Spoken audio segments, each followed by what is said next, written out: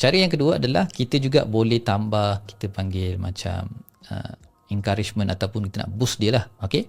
Kita bagi dia free shipping kalau dia beli produk pada sekian-sekian harga.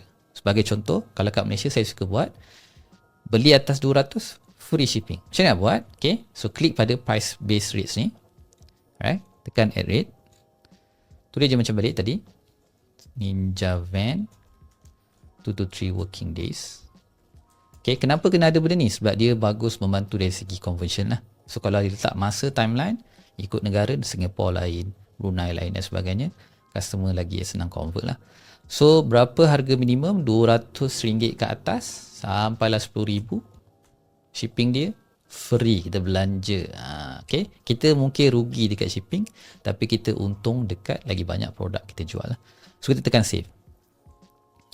Okay, so sekarang kita dah set dua shipping rates lah. Satu harga, based on harga. Satu lagi based on berat